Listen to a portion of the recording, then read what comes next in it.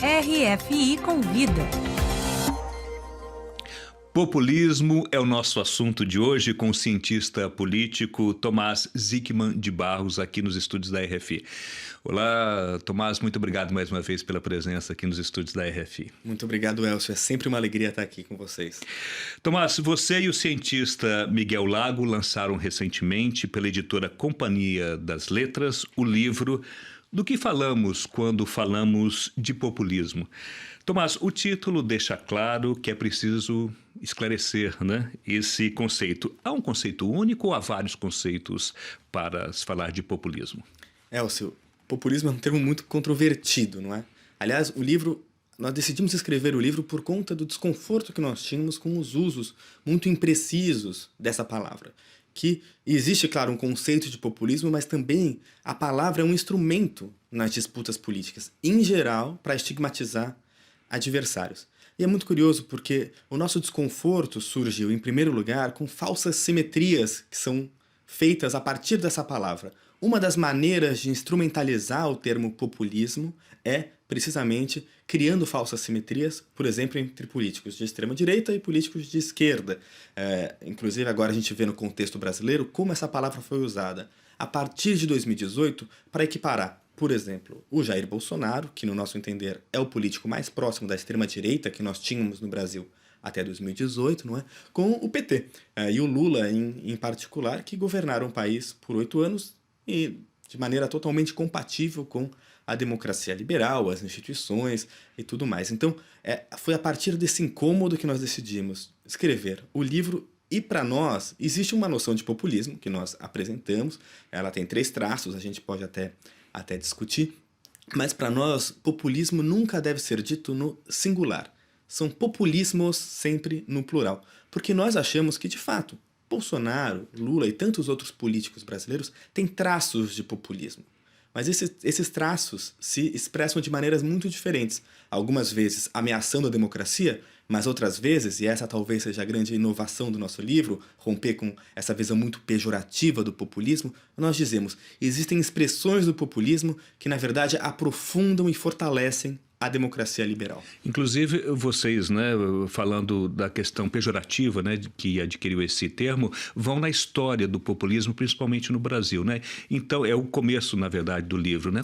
Quando surgiu e se popularizou, digamos assim, esse termo do populismo no Brasil, Tomás? Olha, inclusive eu queria fazer um comentário muito breve. Eu estive aqui na RFI há 4 anos atrás, numa entrevista com a sua colega Márcia Bechara, e foi por conta de uma conversa que eu tive depois dessa entrevista que eu resolvi fazer essa pesquisa que deu origem ao primeiro capítulo desse livro. O que é esse primeiro capítulo? Nós analisamos mais de 15 mil artigos de imprensa entre 1940 e 2022 para ver como é que a palavra populismo foi usada. Então a gente não queria discutir o conceito em abstrato. A gente queria analisar os jogos de linguagem ao redor da palavra populismo. E a gente percebeu que ela surge, essa palavra, no vocabulário brasileiro a partir do final dos anos 40.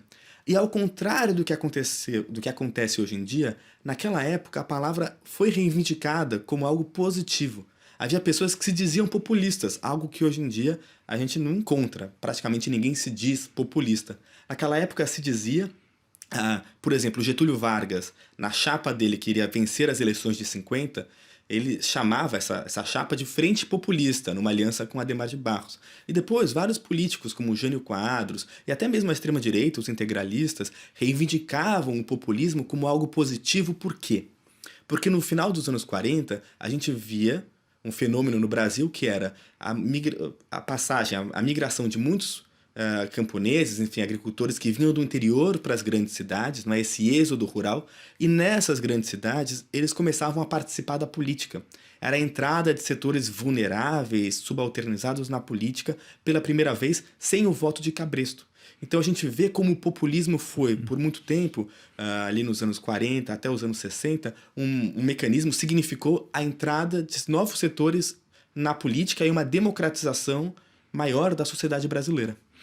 Agora, no caso, então, vocês dedicam um outro capítulo do livro, depois dessa, digamos assim, introdução histórica, né, do termo e da evolução desse conceito, sobre justamente Bolsonaro e Lula, que, na opinião de vocês, na concepção de vocês, são dois tipos também, né, se enquadram nessa questão do populismo, mas cada um a seu grau, né? Quais são esses graus, digamos assim, tanto do Bolsonaro quanto do Lula, Tomás? Eu acho importante fazer até uma conexão entre esse capítulo histórico e essa discussão sobre Lula e Bolsonaro, para mostrar que a gente foi lá para trás para mostrar como o populismo tem expressões que podem ser democratizantes, portanto positivas, para desconstruir um pouco essa ideia muito comum de que o populismo seria algo necessariamente ruim.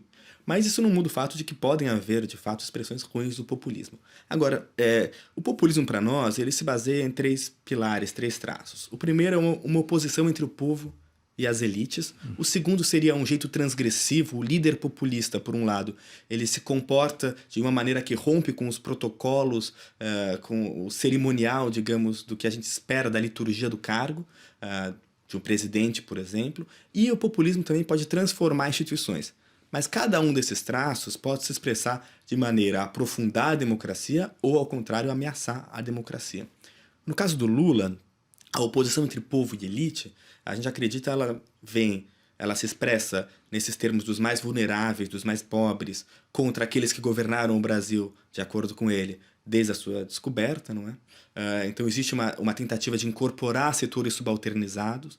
O Lula, ele é transgressivo, claro, quando ele fala sobre picanha, sobre cachaça, sobre cerveja, enfim, quando ele se refere a esse universo culturalmente popular, mas também ele é subversivo quando coloca trabalhadores, pobres e também outras minorias, negros, indígenas, mulheres, pessoas de gênero não binário, dentro da política. Então seria um populismo que iria aprofundar a democracia e consolidar instituições. O Bolsonaro, por outro lado, quando ele fala de povo contra as elites, é um outro entendimento do que seria essa oposição. O povo são os cidadãos de bem. Os cidadãos de bem que não necessariamente são os pobres, inclusive alguns bilionários podem entrar na categoria de cidadão de bem, porque são aqueles grupos que se veem como trabalhadores, que trabalham duro, suam a camisa para pagar os seus impostos. Contra quem? Contra uma elite que seria intelectual, cívica, administrativa, que iria viver às custas do Estado, sem trabalhar, não é? E queria, em alguma medida, viver às custas do esforço alheio. Mais do que isso, esse outro antagonista do Bolsonaro, ele é apresentado como degenerado, como obsceno. Enfim, ele quer corromper a juventude, quer corromper a fé, quer corromper a família. E tem uma outra dimensão que é uma certa teologia política no discurso bolsonarista, que opõe o bem contra o mal, o Deus contra o diabo, não é? Não é à toa que a primeira-dama diz que o Bolsonaro seria um enviado de Deus, e tenta-se muito demonizar o outro lado, demonizar o PT, o Lula e a oposição em geral.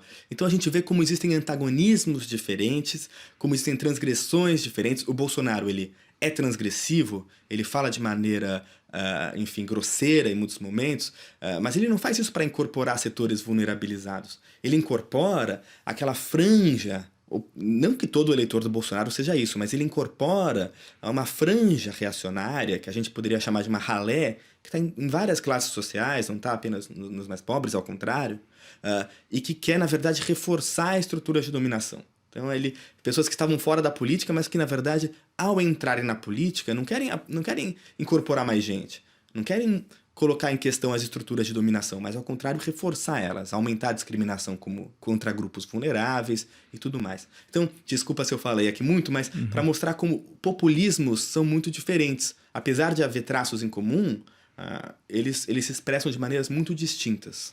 Inclusive, Tomás, vocês inclusive fazem referência ao aspecto de que a própria evolução tecnológica também, de uma certa forma, entra, né, nessa questão desse jogo político com a emergência, principalmente das redes sociais, né?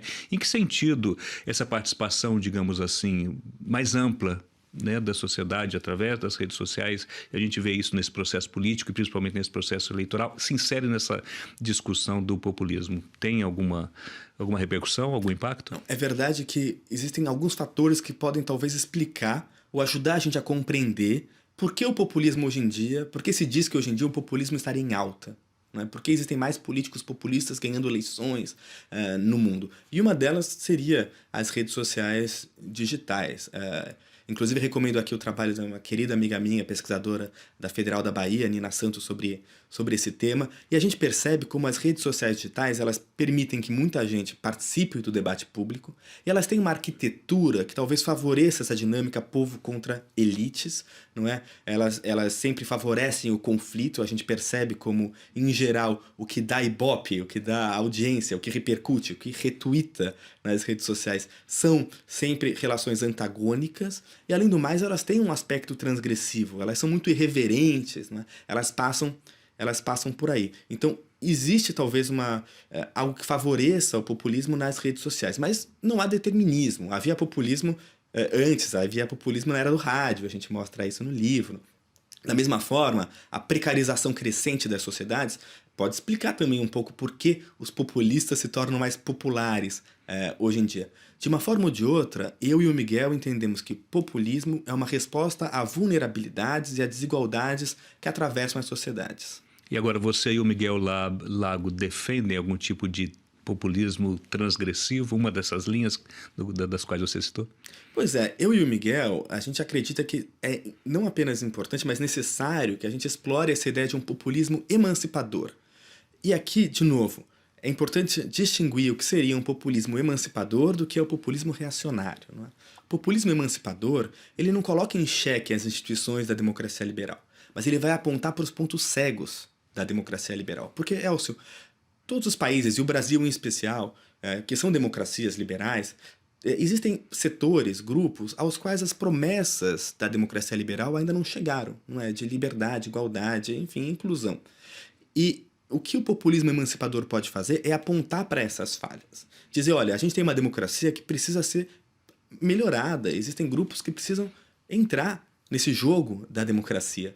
Então, o populismo, nesse sentido, nessa expressão emancipadora, ele não quer atentar contra as instituições. Ele, ao contrário, é o meio através do qual os setores subalternizados e vulneráveis reivindicam o seu lugar dentro da democracia liberal. Então não há um ataque às instituições da democracia liberal, como no caso do populismo reacionário, mas, ao contrário, seria uma forma de aprofundar a democracia. E, na sua opinião, Tomás Zikman de Barros, qual o futuro do populismo, principalmente a partir dessas eleições? Olha, vamos ver o que vai acontecer nessas eleições. A gente está conversando aqui, faltando menos de 2 semanas para o segundo turno. Se o Bolsonaro for reeleito, acho que a gente vê as piores consequências do que seria um populismo autoritário e reacionário. Seria, de fato, a reeleição dele iria solapar as bases da democracia liberal no Brasil. Ele já ameaçou a diversas instituições, os poderes, tanto o legislativo quanto o judiciário, as instituições de controle que perdem a sua autonomia, que são aparelhadas. Agora, se o Lula ganhar, independentemente da vitória dele, eu acho que seria necessário pensar em um populismo emancipador, para apontar as falhas da democracia liberal brasileira, tentar aprimorá-la e talvez entender que é apenas assim, é apenas com um populismo de tipo emancipador que a gente pode fazer frente a esse sintoma da história brasileira, que é o bolsonarismo, no nosso entender, pelo menos. O bolsonarismo como um fruto de anos de violências, enfim, de ditaduras que nunca foram de fato tratados, e a desigualdade brasileira, que precisa ser endereçada. Tomás Zikman de Barros, cientista político, coautor do livro Do que Falamos Quando Falamos de Populismo, junto com o cientista Miguel Lago. Muito obrigado pela entrevista à Rádio França Internacional. Muito obrigado, Elcio.